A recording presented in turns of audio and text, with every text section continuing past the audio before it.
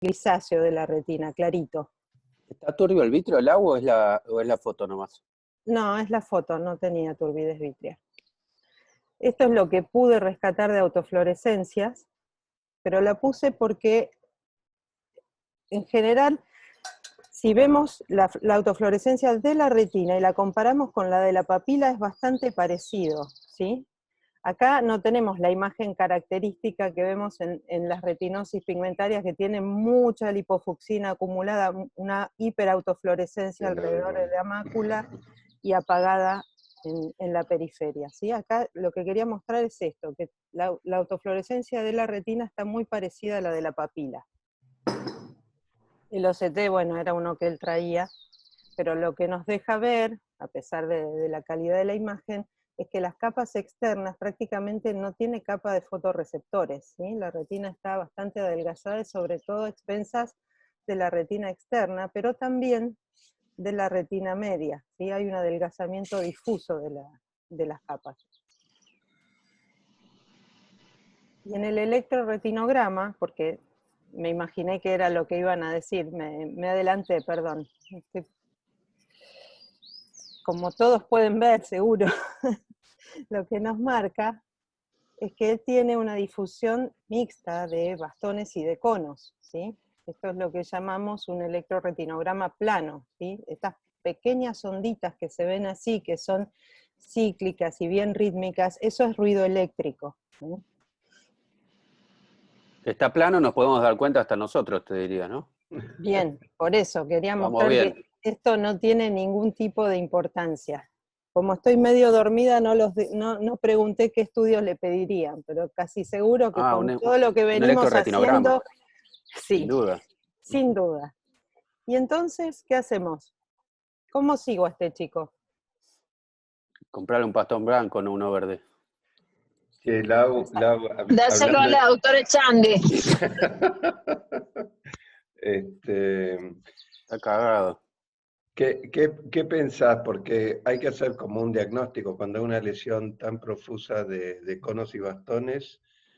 Pues en un primer momento cuando hablaste de esa periferia yo dije será un flavi maculatus, pero tampoco la cicatriz central, digamos, coincidía. Entonces, ¿vos pensás en que es una retinosis pigmentaria sin pigmento?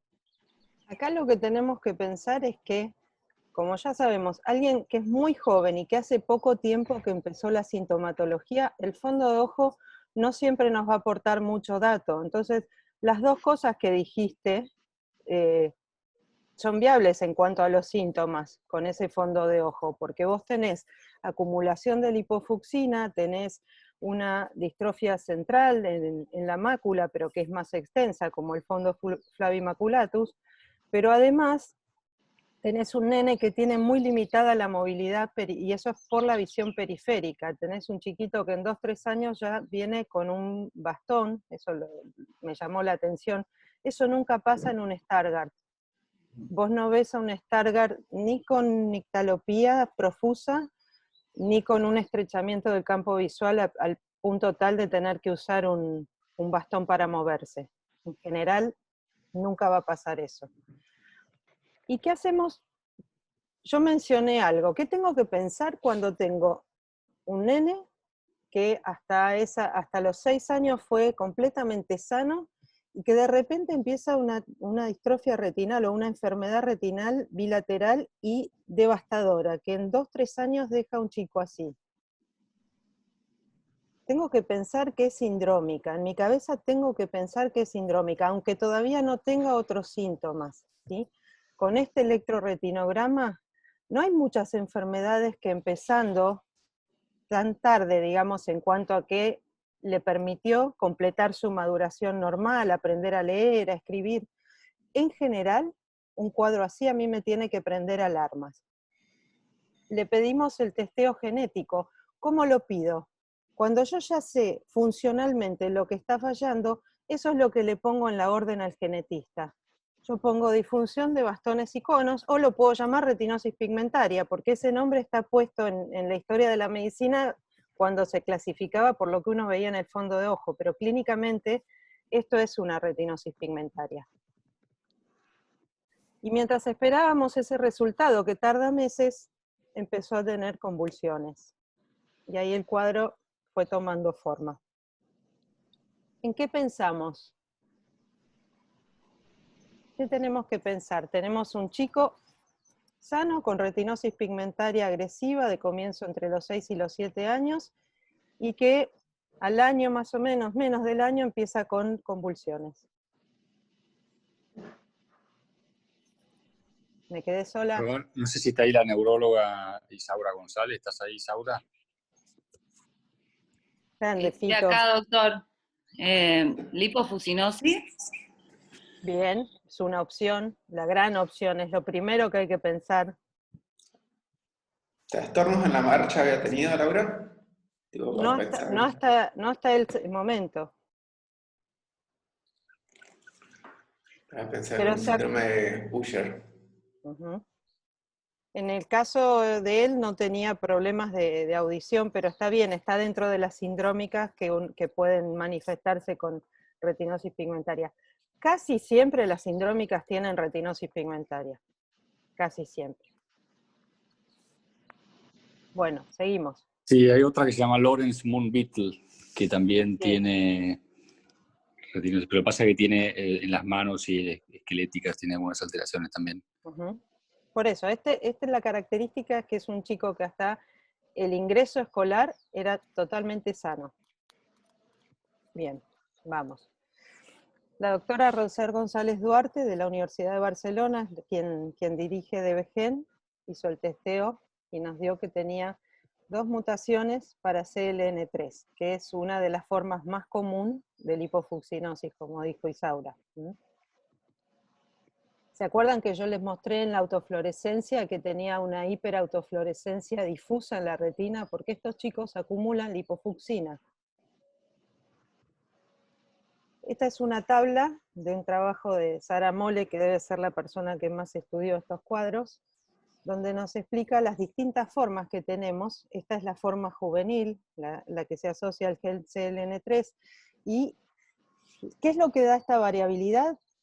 Que las mutaciones pueden ser de un mismo gen, como mostré antes, ¿sí?, pero en distintas zonas del gen, y eso es lo que da la variabilidad clínica, ¿sí? Si vemos el cuadro, CLN3, que se la conoce como enfermedad de Batten, tiene una forma juvenil, una forma más tardía, una forma con miopatía, y eso tiene, y edades dentro de una franja siempre joven, de distinto comienzo, y eso tiene que ver con la mutación y dónde está afectado ese gen.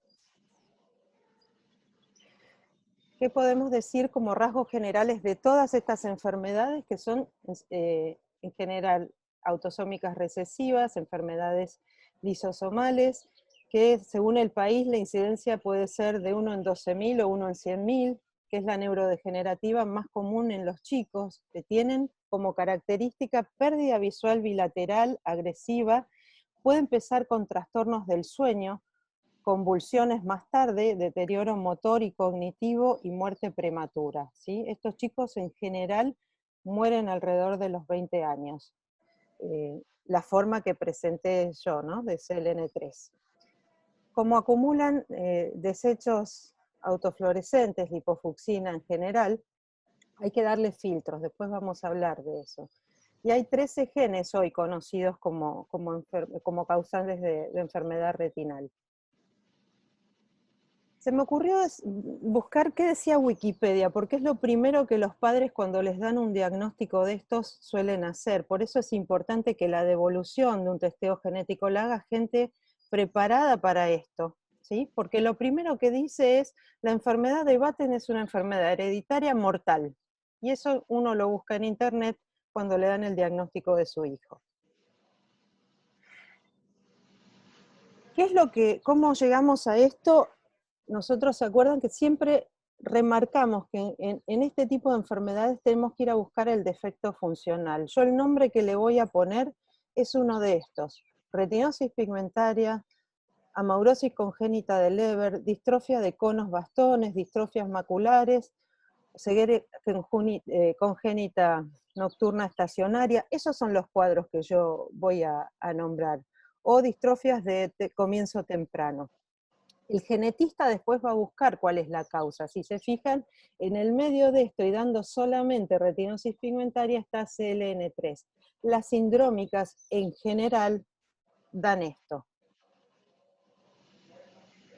Para hacerlo más resumido, esto es lo que tenemos que buscar los oftalmólogos comunes mortales cuando vemos una disfunción de la retina. Si son bastones conos, conos o distrofias maculares, porque estas son las progresivas, ¿sí? ¿Cómo estudiamos la retina? Ya dijimos, el OCT es la primera herramienta que tenemos y nos permite hacer una correlación de cuáles son las capas afectadas. Muchas veces, cuando la imagen es clara, nos ayuda a orientar el diagnóstico. Y la electrofisiología nos va a confirmar o a decir, bueno, no, estás equivocado, la capa retinal que está fallando es otra. Entonces, acá tenemos la correlación. Si quiero estudiar capa de fotorreceptores y de retina media, el electroretinograma de campo amplio va a ser siempre mi primera herramienta. Si quiero estudiar ganglionares, porque estoy pensando en neuropatías, pero de origen retinal, voy a pedir un pattern. Y si no, si quiero estudiar específicamente el epitelio pigmentario, voy a estudiarlo con un electroculograma. Esto es a manera de recordar en qué capa retinal, cuál es la capa retinal primariamente afectada en las distintas distrofias. Eso lo pueden ver en distintas publicaciones. Y esto, no se olviden que muchos de estos pacientes acumulan lipofucsina que genera una producción por reacción química con la luz azul de radicales libres, aumenta la toxicidad en estos pacientes, son muy vulnerables, entonces les tenemos que dar filtros para que cuando están expuestos a cualquier fuente de luz, se retrase la progresión del daño. Entonces, ¿cuándo voy a pensar en esto?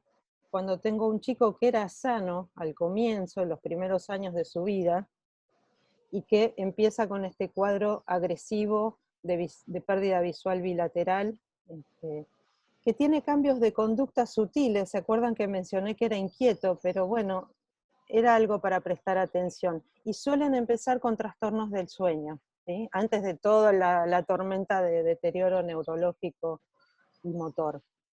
Siempre voy a empezar con un electroretinograma de campo amplio, si tengo dudas sobre qué estudio pedir, de los electrofisiológicos. Siempre OCT y autofluorescencia van a ser los de elección, y los filtros.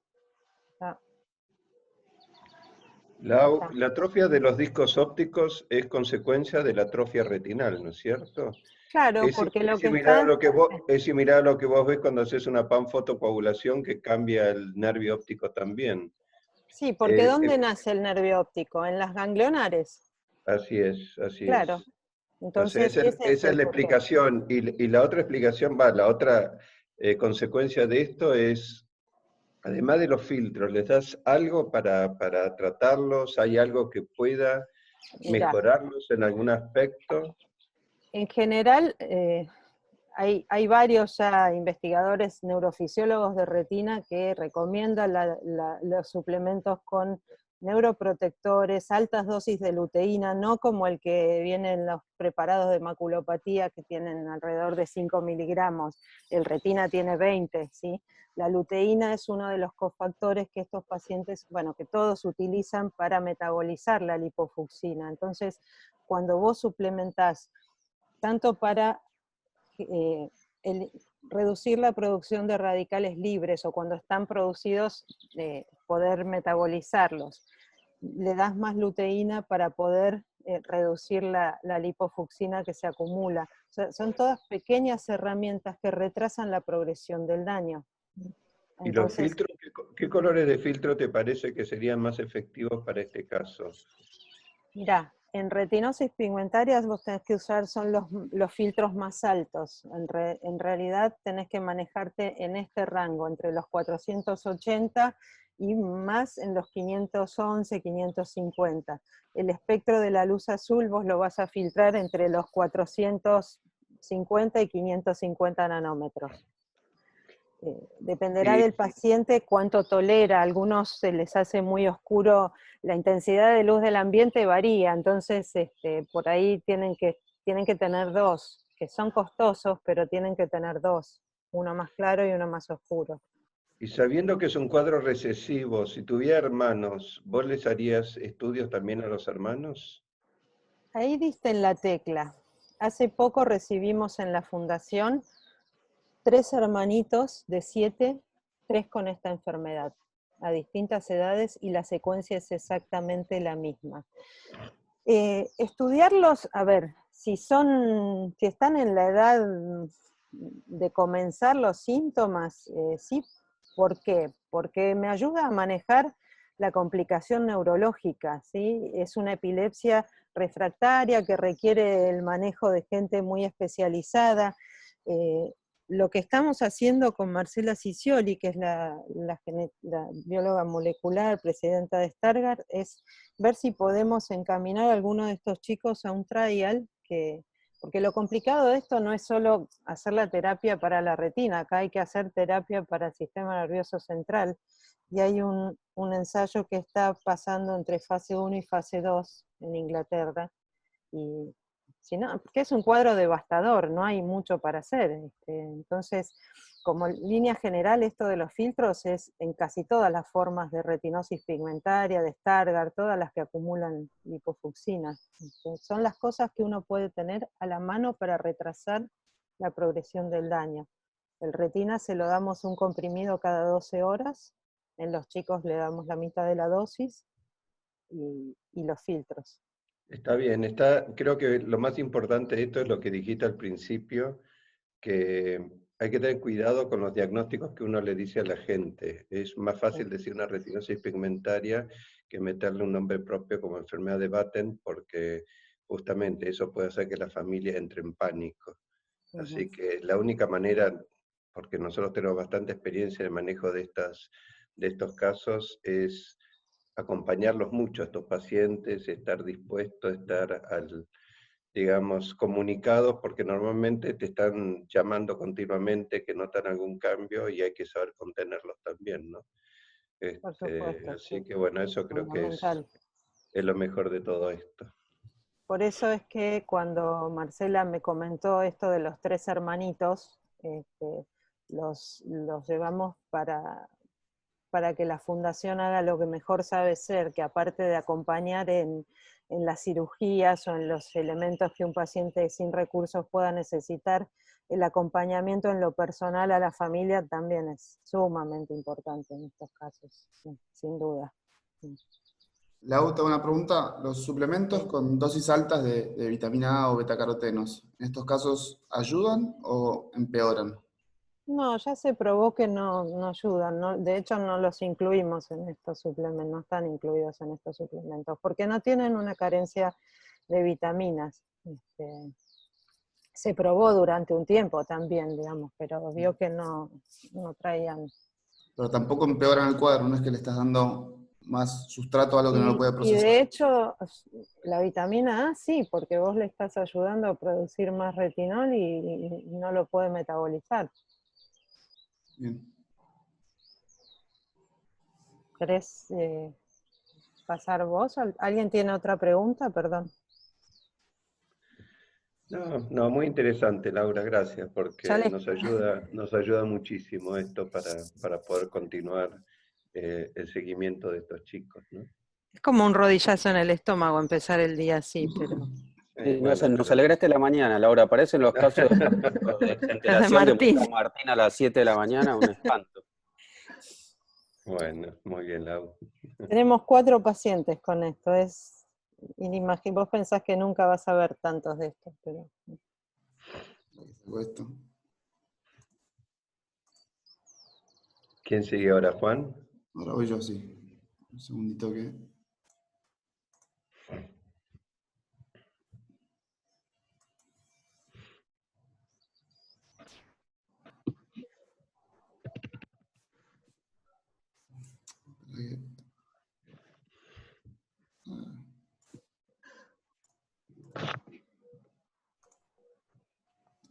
Ahí aparece la pantalla. Sí, Bueno, entonces, yo voy a presentar 2 casos, en verdad. El primer caso es un caso de una mujer de 75 años de edad que consultaba por disminución de agudeza visual de más o menos una semana de evolución, consultó en otro centro. Cuando consultó veía 7 y 9 décimas. Ella, más que la visión borrosa, decía como que veía raro con ese ojo, con el ojo derecho.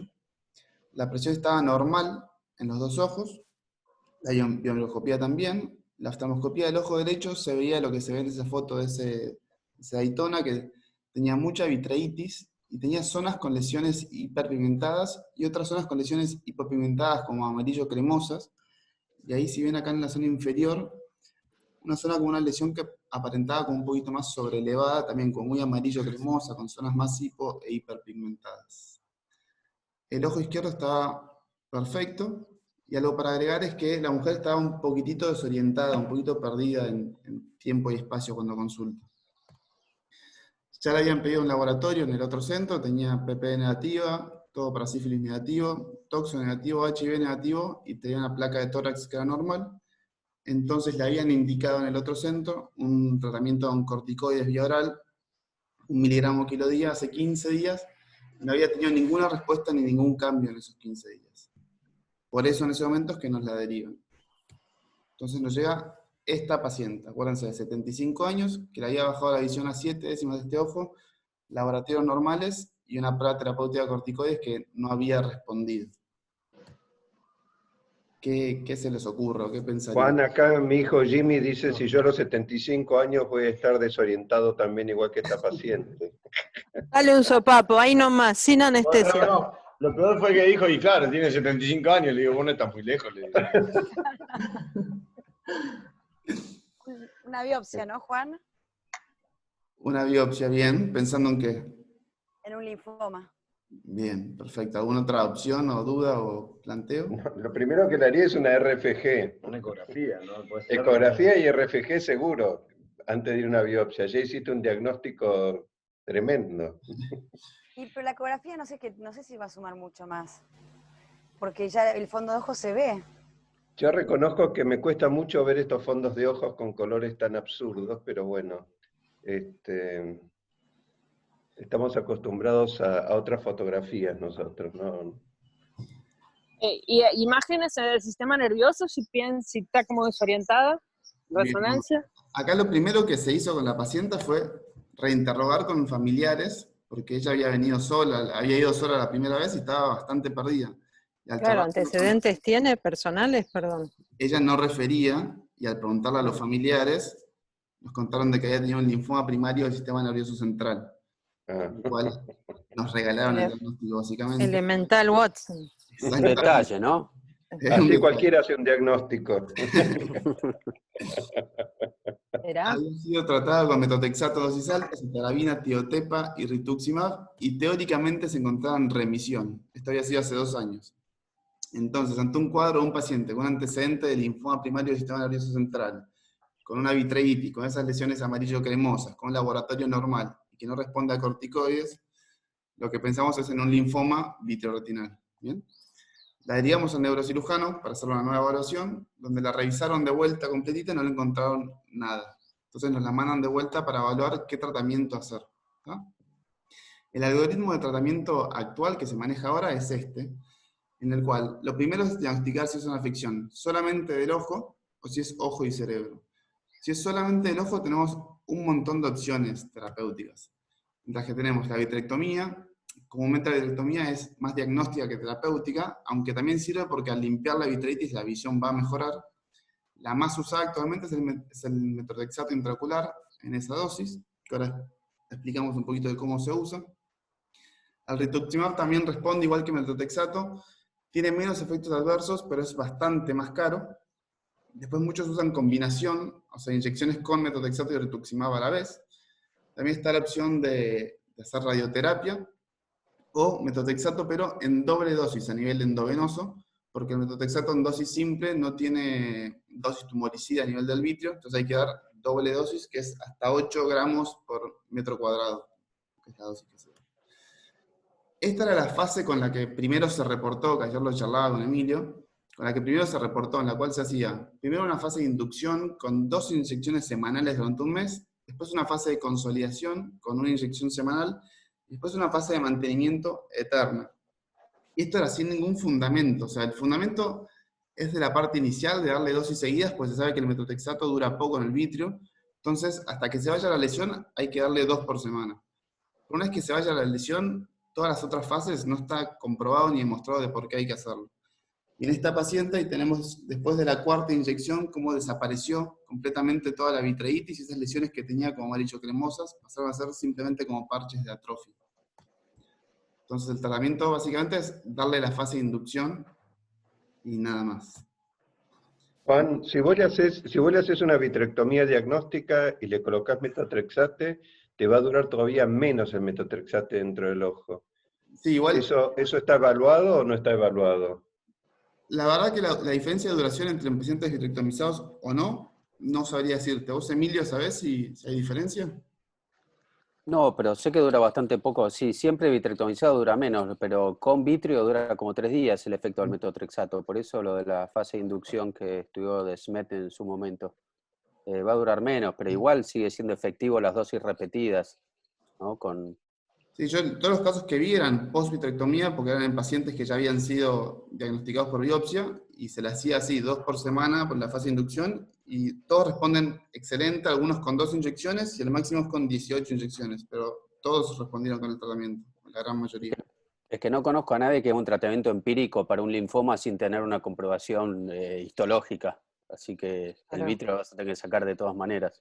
Sí, ahí es lo que decía Agus al principio también, ¿no? Que en este caso, bueno, había un antecedente personal de la paciente y simplificó las cosas, pero vos tenés que estar seguro teniendo muestras.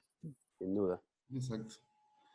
Entonces, para hablar un poquito de lo que es el linfoma primario vitreoretinal, sabemos que es un linfoma de células B grandes, como el que presentó Ceci la semana pasada, que clínicamente puede presentar muchas variables.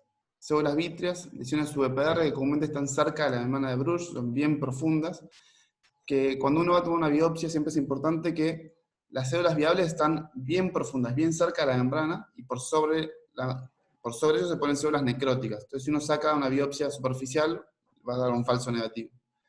Después puede dar lesiones subretinales y puede o no presentar uveitis anteriores. 16 a 34 van a presentar compromiso del sistema nervioso central al momento, 60-80 lo presentan tardíamente, y un 33 de los que ya vienen con lesiones en el cerebro presentan lesiones en el ojo. Lo primero que me parece importante un poquito discutir de lo que son los linfomas es lo que es la terminología. O sea, lo que sí sabemos es que los linfomas vitreoretinales es la afección del ojo por el linfoma primario del sistema nervioso central. ¿Bien? El primer nombre que se le puso cuando se descubrió en 1963 es el sarcoma de células reticulares, que este nombre muy rápidamente se canceló porque los sarcomas son tumores con origen óseo y este no tiene ningún origen óseo. ¿Bien? El segundo nombre que se le puso es lo que es el linfoma intraocular primario, que este nombre también está mal porque ya sabemos que los linfomas intraoculares se pueden clasificar en 2 grupos. Los que son de anexos oculares y la uvea, que son linfomas de células pequeñas y poco agresivos, y por otro lado los linfomas que son de retina y vitrio, que son de células grandes y muy agresivos y suelen afectar lo que es el sistema nervioso central. ¿Bien? Entonces, intraocular primario también lo tachamos. Y el nombre que más se dice ahora es linfoma primario vitreoretinal. ¿Bien? Yo estoy haciendo un trabajo que lo estoy haciendo con el grupo de Iowa, de Massachusetts y de la Cleveland Clinic, que lo primero que planteamos en el trabajo justamente es que este nombre es incorrecto, ya que no es primario vitreoretinal, sino que es un linfoma que es primario del cerebro y puede o no afectar el ojo. ¿Bien? Y lo que marca el pronóstico de vida de ese paciente es el cerebro y no el ojo. El ojo es una afección secundaria. Entonces cancelamos el nombre linfoma primario vitreoretinal y nos quedamos con el nombre linfoma primario del sistema nervioso central en su variante ocular. A la vez de hacer este trabajo, lo primero que me tocó hacer a mí acá en Buenos Aires es hacer una evaluación de todos los pacientes que habíamos visto con Emilio, que había visto Emilio, a lo largo de la historia de consultores, que no son tantos, son 11 pacientes, ahí tienen todos los datos, esto es un póster que presenté en la SAO este año, pero lo que más me importa remarcar acá es que de los 11 pacientes, en 7 casos alcanzó un buen control local de la enfermedad, y en 3 casos la enfermedad local progresó. ¿Bien?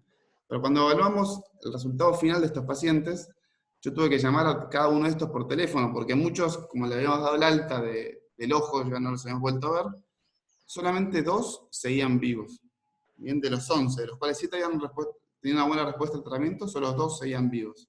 6 habían muerto por afección del sistema nervioso central, y de 3 no conseguí encontrarlos por ningún lado, por lo que sospecho que también habrán ido por ese camino. La conclusión de esto es que un buen control local no asegura el control de la enfermedad. ¿Tá?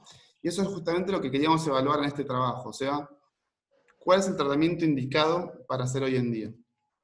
Esto ya está en Survey, pero no está publicado todavía.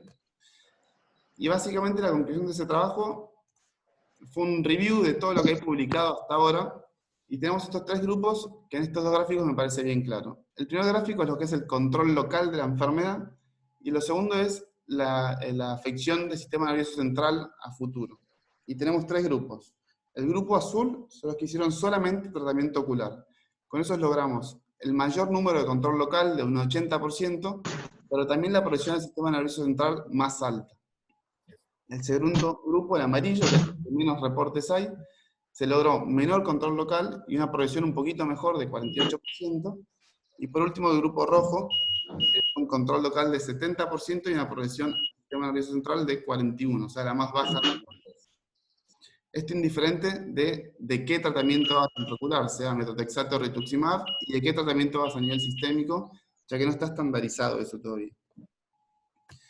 Entonces, nuestras conclusiones fueron varias. Primero, que ningún tratamiento logró limitar la progresión. ¿Tá? O sea, en todos tuvimos afección del cerebro, hagamos lo que hagamos con el ojo.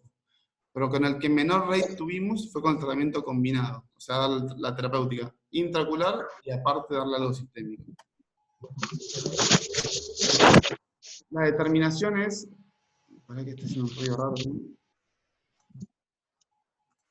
Bueno, la determinación entonces es, hay que decidir ante cada paciente para qué y qué tratamiento le estamos queriendo hacer. ¿Queremos hacer un tratamiento curativo o queremos hacer un tratamiento paliativo de la enfermedad que tiene? Entonces, si es un paciente joven que queremos hacer un tratamiento curativo, habría que darle sí o sí la terapia combinada porque es la que mejor resultado tiene por ahora. Ahora, un paciente, como saben en el trabajo, de más de 70 años, vamos a poner 80 si no se me ofenden algunos, con low KPS, que es el score de vida en pacientes de cáncer, con muchas comorbilidades, capaz de ese paciente no queremos usar una terapia muy agresiva, muy tóxica, entonces en esos casos hacer solamente un tratamiento intraocular, como tratamiento paliativo, y puede funcionar. Y por Juan, ¿por último, qué los silencias a todos así? Porque se te escucha cortado. ¿cómo?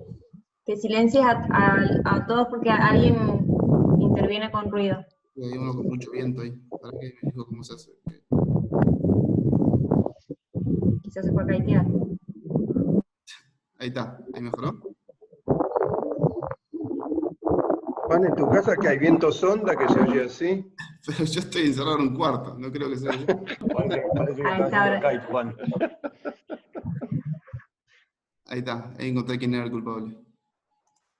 Va.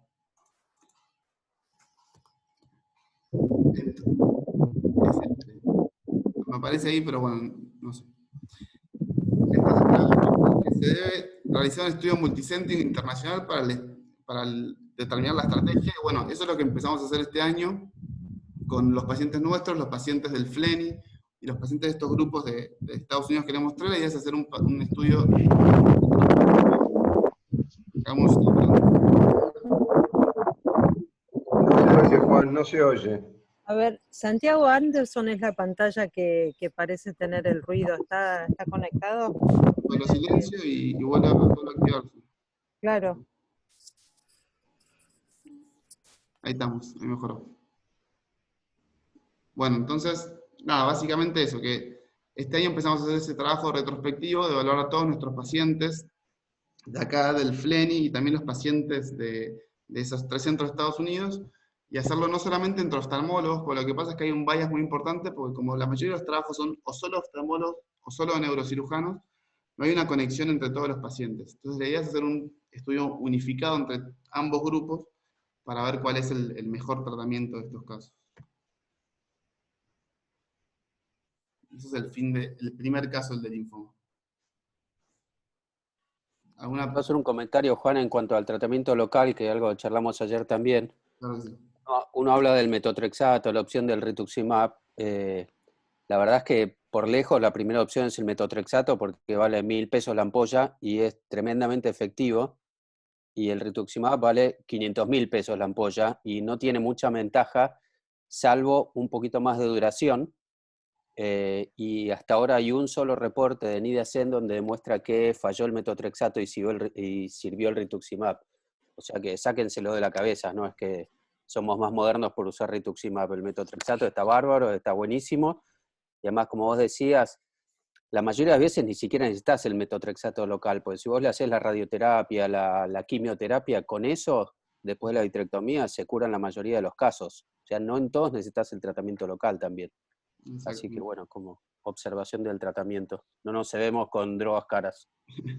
Y aparte, es importante remarcar que el tratamiento no está estandarizado todavía. O sea, no hay una cantidad de dosis o frecuencia de dosis que está reportada que es mejor que otra, sino que cada uno con el que hablas o lees tiene su librito y su forma de darlo. Yo allá Arun Singh hacía esto, hacía 2 inyecciones semanales hasta que desaparezca. Y después no hacía más.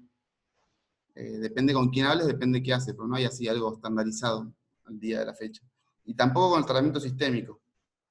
Cada uno hace lo que más le resulta, pero todavía no está estandarizado, por eso está bueno unificar criterios entre varios centros para tratar de llegar a un acuerdo entre todos.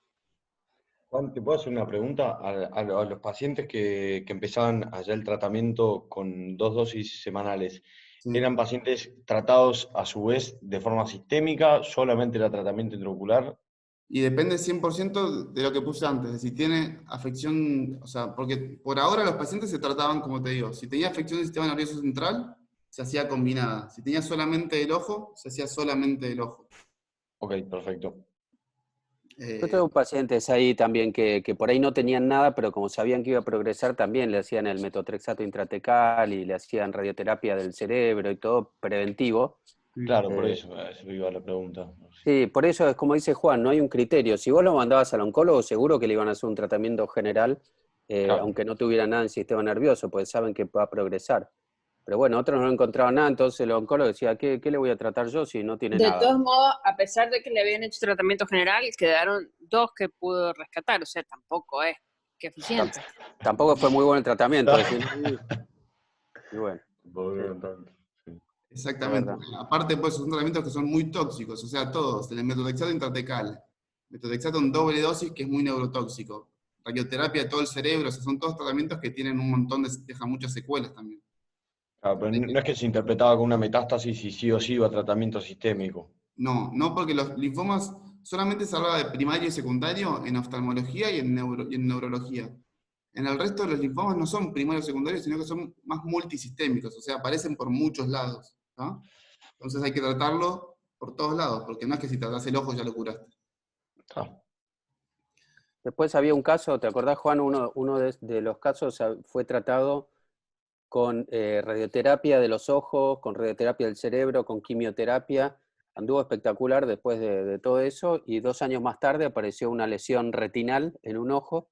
Una segunda biopsia mostró que era linfoma de vuelta y ese se trató solo con tratamiento local, porque no le podés repetir la radioterapia en el cerebro. Claro. Así que, pero bueno, será alguno de los que no te contestó el llamado, capaz.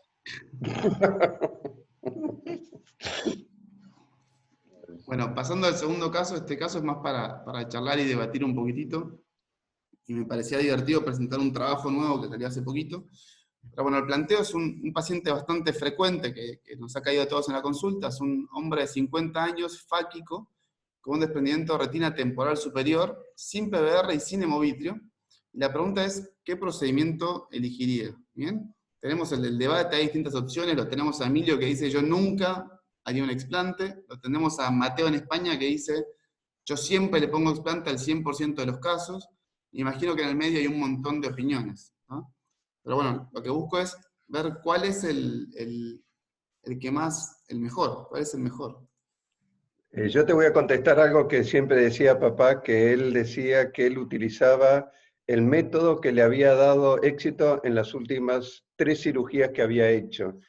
porque en realidad tanto el explante como la vitrectomía, si las haces bien, van a tener éxito. Ahora, estadísticamente se sabe que los ojos fáquicos andan un poquito mejor con explante y los ojos afáquicos andan un poquito mejor con vitrectomía. Creo no equivocarme en eso. Pero las opciones son correctas, no importa cuál elijas. Me parece que lo importante es que la técnica que vos utilices esté bien utilizada. Bueno, acá vamos a tratar de respaldar eso con un poco de bibliografía y un poco de trabajos que nos avalen o no nos avalen a ver qué elegimos. Bien, pues siempre está bueno estar un poco respaldado y no solamente basarse en la experiencia de uno. Entonces, a ver la encuesta lo que pusieron, explante habían puesto desprendimientos simples en pacientes fáquicos, eso es lo que ganó. Vitrectomía siempre ganó, así que medio se pelea con el anterior, pero está bueno. Y en el paciente de 50 años fáquico con DR superior temporal ganó la vitrectomía, con un 50%. Ahí votó muchas veces Emilio, en el vitrectomía siempre Emilio tocó 30 Apreté veces. así montones de veces. Obligó a votar por vitrectomía. Tal Quise vez, saltar la banca. tal vez si hubieras dicho, en vez de 50 años, hubieras puesto de 35 años, hubiera sido más para pensar en ponerle un explante. O sea, yo probablemente a los 35 hubiera pensado en ponerle un explante. A los 50 me importa menos el cristalino y yo voté vitrectomía. Pero la edad es importante. Pero justamente por eso le iba a poner 50, porque 35 vamos a tirarnos hacia explante y la idea no es elegir uno por la edad, sino qué técnica es mejor en pacientes iguales. ¿Bien? Entonces, la técnica es igual, como dice Cristian, si la haces bien. A ver, vamos a ver qué dice la bibliografía al respecto, que es en lo que nos basamos para tomar las decisiones médicas en la medicina basada en evidencia. Yo te puedo hacer un comentario, antes que muestres eso, te hago un comentario porque, es una tendencia que también pasó y que no depende de lo publicado. Sí. Cuando no existía la vitrectomía por pequeñas incisiones, todos los americanos siempre decían, no, 100% ponemos explante. Y cuando empezaron a que, bueno, si no abro la conjuntiva y le pongo los trócares y, bueno, empezaron a decir, bueno, no es tan necesario el explante. Por eso hay muchas cosas de mercado también que influyen en esto, además de la ciencia que vos nos vas a ilustrar ahora. Totalmente de acuerdo. Hasta el día de la fecha, el único trabajo en el que podíamos basarnos, o el más grande, es el SPR, que el SPR, que es del 2000, está bastante desactualizado y ya no es válido. ¿Por qué? Por tres cosas. La mayoría de los pacientes eran operados con calibre grande, 20G. La mayoría de los pacientes eran operados con sistemas de visualización directa, cuando hoy en día tenemos estas magias como el biomo, los anillos con la lupa de campo amplio. Para no te tires contra los guarda, con el honguito. Y a los pacientes que le hacían vitrectomía le dan la opción de agregar o no un explante. Entonces, no había realmente una comparación de vitrectomía versus explante. ¿Tá? Entonces me parece muy bueno discutir este trabajo que salió ahora, es nuevito, está recién salido del horno, que es un trabajo que se hizo en Estados Unidos, y el reporte que vamos a hablar es el reporte número 2, que salió en agosto 2020, el reporte 3 salió en noviembre, acaba de salir. Entonces, ¿qué es el trabajo? Es un trabajo que se hizo en Estados Unidos, es multicéntrico, sí, son 5 centros con gran flujo de cirugías, eran 61 cirujanos, y lo que buscaron ellos fue hacerlo como lo más variado posible, o sea, tratar de eliminar todos los bias. A mí me pasaba eso, yo a medida que iba leyendo el trabajo, uno siempre quiere encontrarle el error para marcarle en qué se equivocaron cuando lo hacían, y acá en cada error que yo le buscaba, me ponían la tapa más adelante. Entonces tomaron 5 centros, un centro que era principalmente académico, que es el de Boston, que tenía casi todos fellows, 3 centros parcialmente académicos, que era St. Louis, Detroit y Filadelfia, y un centro privado, que es el de Minneapolis. Y lo que hicieron fue un trabajo retrospectivo, en el cual tomaron todas las cirugías que se hicieron en 2015, ¿bien? Tomaron ese año, ¿por qué? Porque no querían que hayan cambios en tecnología a lo largo del estudio. Entonces, si tomaban una brecha más grande de tiempo, podía haber algo nuevo que aparezca. Juntaron 2.620 casos, es una locura de casos. Todos los datos fueron entrados por 2 data entry para disminuir el bias en cada centro, y cargaron los datos preoperatorios sin saber qué procedimiento se le iba a hacer para disminuir el bias, los datos operatorios y posoperatorios. Y de cada uno de estos casos juntaron 256 variables. O sea que los Excel que tenían eran hojas y hojas de este estilo. Un montón de variables. El primer reporte es meramente descriptivo, Por lo que vamos a pasar al segundo reporte, que es comparativo. Y es el que me interesa porque es el que habla sobre este paciente que estamos charlando, que es un paciente fáquico. Entonces, el objetivo de este segundo reporte es el grupo fáquico compara resultados anatómicos y visuales en desprendimientos que ellos llaman moderadamente complejos, que ahora vamos a hablar de qué significa, similares. Entonces, sacan los pacientes que irían sí o sí para vitrectomía y sacan los pacientes que tenderían hacia backlink, ¿bien? Y quedan con los pacientes que sean similares. Y comparan 3 técnicas: explante, vitrectomía o combinada. ¿Qué son los desprendimientos moderadamente complejos? Bueno, primero sacaron todos los que tengan alguna causa secundaria, trauma, infecciones y demás, y sacaron todos los factores que predispongan hacia una técnica por sobre la otra. Y acá tenemos esos factores. Los que tiran más para hacer una vitrectomía sí o sí, que son hemorragia vítrea, PBR, desgarro gigante, vitrectomía previa, cataratas, opacidades vítreas, un peeling dañado o cirugía de glaucoma previa, los eliminaron porque tiraban más esa vitrectomía. Después ellos querían eliminar los pacientes que no tuvieran un DPB, porque en su estudio esos tiraban más hacia backlink. Entonces lo que hicieron fue sacar todos los menores de 40 años. Después sacaron los pacientes con desprendimientos mayores a 9 horas, porque en su estudio esos tendían más hacia cirugías combinadas. Entonces también los eliminaron. Y por último, lo que veían es que algunos cirujanos en los desprendimientos menores a 3 horas elegían siempre vitrectomía, y otros elegían siempre backlink. Y ellos querían que fuesen desprendimientos en los que todos los cirujanos elijan uno o el otro indistintamente. Entonces los menores a 3 horas también los eliminaron, ¿no? Y se quedaron con desprendimientos de 3 a 6 horas, sin PBR, sin hemorragia, y en pacientes mayores de 40 años. Y esto era como se presentaban los desprendimientos de todos los pacientes que hicieron. Primero hicieron una evaluación inicial preoperatoria, donde vieron la lateralidad, localización de desgarros, localización y extensión del desprendimiento, el estatus de la mácula, predominio temporal versus nasal y superior versus inferior, y agruparon, por un lado, los pacientes que tenían la mácula aplicada, o lo que se llama mácula de riesgo, que es cuando el desprendimiento llega hasta el borde de la mácula, y por otro lado, los pacientes que tenían la mácula desprendida. Y lo que estudiaron fue un resultado primario, secundario y terciario. El resultado primario es lo que es el SAS, que es el Single Surgery Anatomic Success, que es que la retina queda aplicada después de solamente una cirugía, sin la presencia de tamponaje ni fluido subretinal que pueda desprender esa retina. Esto incluye, o sea, se considera como aplicados ojos que tengan pequeñas tracciones posteriores al cerclaje, ojos con fluido anterior bloqueado por retinopexia, o ojos con bolsillos pequeños de líquidos luego de un backlink primario. Y la vuelta al quirófano por otra causa, sea por cataratas, por una membrana, para sacarle el aceite, no se consideró un fracaso. Que eso es una diferencia con el SPR, que eso sí se consideraba un fracaso. El resultado secundario era la agudeza visual. Ellos lo pusieron como secundario porque como es un trabajo retrospectivo, la agudeza visual no estaba estandarizada, sino que cada médico la tomaba como él la toma en su consultorio y después la pasaron al LogMAR para evaluarla.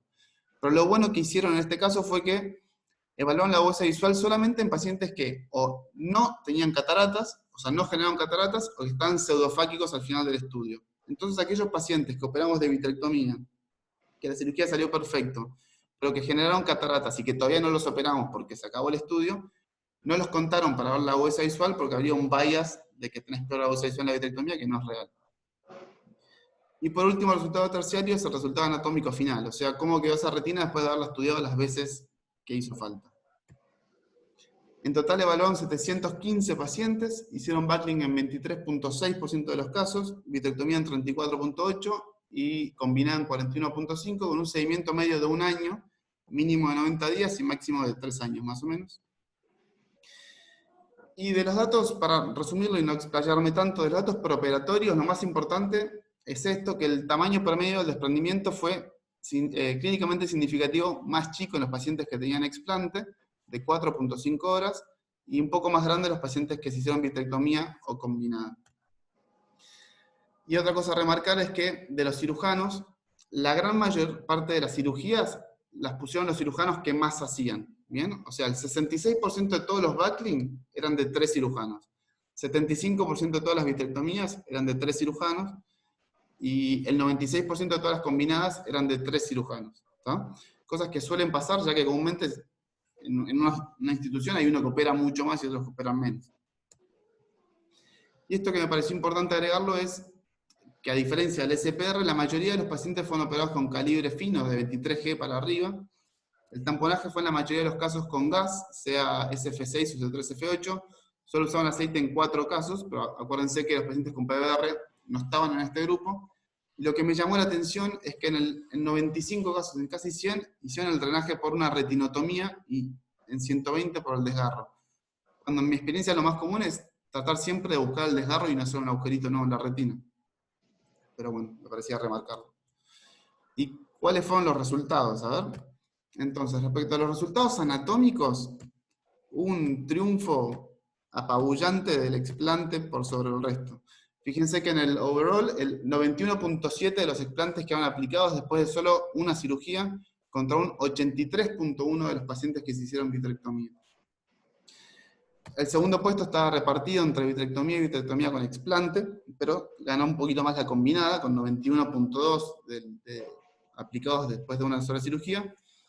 Y una duda que se me planteaba a mí es, ¿por qué siempre los pacientes que se dejan con aceite después de la cirugía se considera un fracaso? Si esa retina en verdad está aplicada, y eso, bueno, lo discutía con Arturo me decía que ese era un error de este trabajo, que los pacientes que se mantienen con aceite se consideran un fracaso, pero si le sumamos a esos pacientes, igual el éxito de la vitrectomía sube a 86.7, o sea que sigue siendo muy inferior a lo que es el explante en este caso.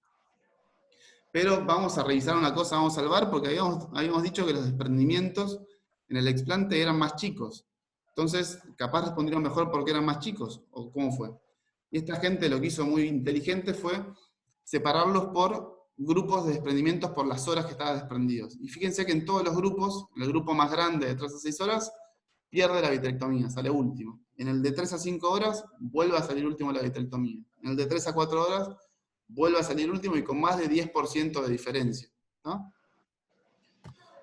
Entonces, en el resultado anatómico, el primer puesto se lo llevó el explante, el segundo puesto se lo llevó la combinada y perdió en este caso la vitrectomía. Cuando vamos a resultados visuales, lo mismo, ganó el explante, ¿no? Compararon mácula on con mácula on, mácula off con mácula off, y acuérdense que tomaron solamente los pacientes que tenían cataratas muy leves cuando terminó el estudio o que estaban pseudofáquicos, ¿bien? Ellos esto lo explican diciendo que no fue mejor la agudeza visual del explante, sino que hubieron más casos con mala agudeza visual en vitrectomía, ¿tá? Si se fijan ahí, la tabla abajo es agudeza visual 20, 200 o peor, y hubo 1 con explante, 3 con vitrectomía y 7 con la combinada. Entonces, en resultado visual salió primero el explante, segundo la vitrectomía y tercera la cirugía combinada. Y volviendo a nuestro caso, ellos hicieron un apartado en el trabajo que era justamente esto, evaluar un caso que es este, que puede ir para cualquiera de los dos lados sin ninguna distinción.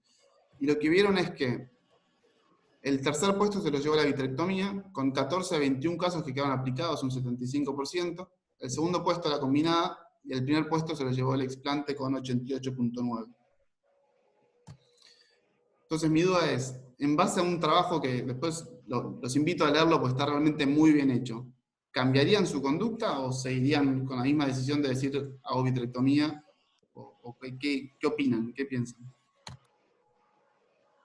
Sí, Juan, lo que cabe destacar del trabajo es que cada cirujano eligió la mejor técnica que sabía hacer. Claro.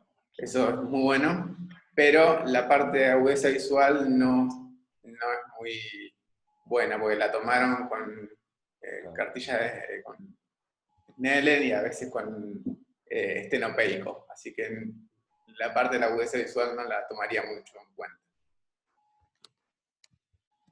Igual Además hay algo que hay que evaluar también, que es que puede ser que la mácula esté aplicada, pero también es cierto que la mácula puede tener un edema por un desprendimiento de retina que lleva un tiempo y eso deja un daño definitivo, aunque la mácula supuestamente estuviera aplicada antes de la cirugía. Así que eso también hay que evaluarlo.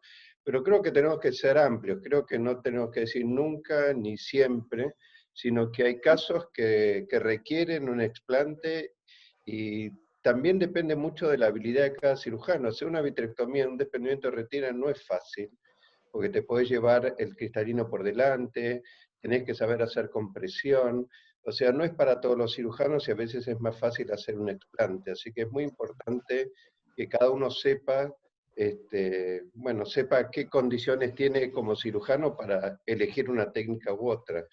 Pero es muy interesante que sigue siendo la elección, el explante en estos casos, porque tiene mejor resultado. Es muy interesante, sí. Y por También otro lado, hay apoya un variación. poco Dale, a el, vos. sí, el estudio, el SPR, el que mostraste primero, también decía que el resultado era mejor con explante en fáquicos. O sea, en realidad sí apoyando, que fue el último estudio que se hizo comparando vitrectomía y explante. O sea, ese estudio y este que es el ProStudy 2 habla de lo mismo. O sea, el ProStudy 3 también está bueno, es en pseudofáquicos, pero no compara con explante solo, sino que compara vitrectomía más versus vitrectomía más explante. O sea, ahí sí nos ponen en el explante solo. Pero están tan buenos los tres ProStudies. Igual hablar de vitrectomía también implica un montón de cosas diferentes, porque vos vitrectomía podés hacer, como dice Cristian, si vos no estás muy entrenado, no podés hacer trabajar mucho la base del vitrio un paciente fáquico. Y lo habrás escuchado de tu mentor Arturo, como rompe los quinotos con que él puede llegar a la hora cerrata en un paciente fáquico sin tocar el cristalino, y es verdad, porque eso es entrenamiento. Después también depende de una vitrectomía, si vos le haces láser al desgarro o si haces un láser preventivo en 360 grados, como le hago yo a la mayoría de los pacientes. No sé, evidentemente yo con Cristian hemos usado explantes, pero a montones, y todos los desprendimientos se hacían con explante. Ahora, si vos ves lo que es un ojo antes y después de la cirugía con explante o con una vitrectomía de pequeño calibre, yo la verdad que ni lo dudo, y el porcentaje de reaplicación tendría que estudiarlo, no tengo los datos de este estudio, pero siempre pienso, ¿me arrepiento de no haberle puesto un explante a este paciente que le hice una vitrectomía? Y la verdad es que no se me ocurre mucho, no se me ocurre, entonces puede ser, pero creo que hay variaciones dentro mismo de la vitrectomía que, bueno, que te hacen ir para un lado y para otro, y lo que vos estés más entrenado y más confiado en hacer. Así que por ahí, en términos generales, es más fácil hacer un explante que una vitrectomía, puede ser. Pero bueno, cada uno con la técnica que mejor le sale también, ¿no? Sí, también es cierto que la vitrectomía es más cara. Hoy en día un desprendimiento de retina que vos vas a hacer una vitrectomía, si vos no tenés perfluorocarbono líquido, te diría que hagas un explante. O sea, facilita muchísimo la técnica sustancias como esas que si vos no contás con ellas y no estás dispuesto a gastar unos cuantos mililitros de perfluorocarbono líquido, te diría que ni la empieces a la vitrectomía. Creo que hay muchas cosas que tienen que ver con la técnica y con el material que vos tengas para poder hacer la cirugía. Sí, totalmente. Lo que yo sí veo que es lo que está pasando es que el explante está medio que desapareciendo. O sea, cada vez, por lo menos acá en Argentina, cada vez escuchás menos personas que pongan explante. Y como bien dicen todos, yo creo que todavía tiene su lugar. Y cada trabajo que sale demuestra que tiene su lugar. Entonces hay que, no sé cómo, pero hay que mantenerlo a flote.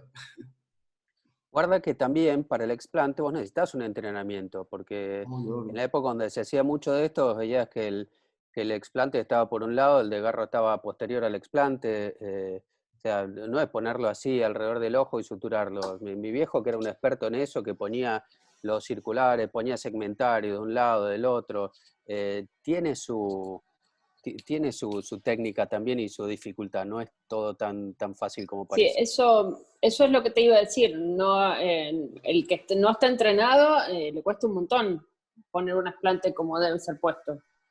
O se ponían explantes de 10 milímetros así que te dejaba un reloj de arena, porque era enorme para poder agarrar todos los desgarros, que uno estaba en un lugar, otro en otro. Sí. Entonces, sí, como dice Vivi, no es tan sencillo tampoco. Sí, también lo que dicen es que necesitas así. una mejor evaluación preoperatoria. Con un explante, con una vitrectomía, más o menos, si sabes dónde está el desgarro, vas. Con un explante tenés que realmente haber hecho un buen análisis de cuántos desgarros, dónde están, qué pasó, o sea, en cambio la vitrectomía es más permisiva porque vos ya entras al ojo y puedes buscar intraoperatoriamente. Eso, ¿no? Como la diferencia. Y lo que era interesante del estudio que vos mostraste es que en realidad había tanto fellows como cirujanos entrenados, con lo cual estaba un poco ese sesgo de, bueno, si están entrenados o no están entrenados. y creo que los que más ponían explante eran los cirujanos más entrenados, que tenían más experiencia, ¿no? En el estudio, y los que más hacían vitrectomía eran los fellows. No, o sea, al fin de cuentas, viste que la mayoría de las cirugías eran por 3 cirujanos, y esos 3 cirujanos eran muy experimentados en todos los casos, eso es lo que te dice. Después sí, como dice Emilio, o sea, hay que ver qué tiempo se tomó cada cirujano en hacer la cirugía, o sea, hay un montón de variables que es muy difícil evaluar en un trabajo, ¿no? Si tomás un cirujano que te opera 10 vitrectomías por día en media hora, claramente no va a tener los mismos resultados que uno que se tome el tiempo para hacerlas bien. Pero bueno. Si vos lo oís hablar a Ferenc Kuhn, que te habla del tiempo, tiene todo cronometrado, ¿no? El tiempo que hace la vitrectomía central, el tiempo que hace, o sea, tal cual, por ahí la hace en media hora, te dice que hace la vitrectomía, entonces, bueno, jamás va a ser un láser preventivo en otro lugar. Y los explantes tienen una complicación que es tremenda cuando vos pones un circular. Generan miopía. A mí me re preocupaba eso. ¿Y ahí qué lente le pondrías después para corregirlo, Emilio? Un lente como el tuyo, un filtro le voy a poner de 500. Y le voy a dar retina también. Bueno, muy bien. Y después una duda que también para sumar, para cerrar, es que el explante en casi todos los lugares es la misma cirugía que se hacía hace 40 años, o sea, no cambió mucho. Vale. Cuando a la vez se puede cambiar y se puede modernizar un poquitito. Si uno, para poner un explante al paciente, le pone un chandelier y usa el biom, que el chandelier es 27G, como si fuese una bastín, también vas a aumentar un montón el campo y vas a facilitar encontrar el desgarro y vas a hacer una cirugía clásica, un poco más tecnológica y facilitarlo un poquitito. Yo creo que si vos haces, perdón Juan, pero si vos haces eso es porque no sabés poner explantes. Se lo dijo. Se lo dijo. Se armó. Se picó todo acá. Fíjate, como verás, Juan, yo tengo un poquito de presión para aprender a operar. No necesitas un chandelier para poner. Tenés que saber ponerte el Skepens y encontrar y buscar la altura exacta para poner. Qué quilombo que se armó acá. Sí, yo cada vez que he visto eso he pensado, ¿para qué? ¿Qué hacen esto? Pero bueno. Pero bueno, es lo mismo que para usar el chandelier en la vitrectomía, ¿no? Como que uno está facilitando cosas que sé que se pueden hacer sin eso, pero a la vez si facilitamos la técnica, la traemos más al mundo para que todo el mundo la pueda hacer. Yo soy revolucionario, Juan. Vas a enclavar el vitrio y vas a tener resultados si no haces una vitrectomía al pentero del chandelier. No estoy de acuerdo. Pero para eso no hagamos más inyecciones intravitas con 27G, porque es el mismo calibre. Bueno. Vamos a enclavar el vitrio. Yo lo hago con 30 las inyecciones. Una transinolona, por ahí. Con 30. 30, 27 es muy grande. Yo te avisé, Juan, que se te iba a podrir con esto. Yo te dije, estás metiendo en una complicada. Está bien, pero bueno, sirve el debate, sirve para sumar. Perfecto, bien. Impecable. Muy bueno, Juan. Muy bueno, Juan. Muchas gracias a todos los que se sumaron. Juan y Laura se pasaron. Excelente, gracias. Muy bueno, muy bueno. Hasta la próxima. Chao. Chao, chao. Nos vemos. Luego. Chao.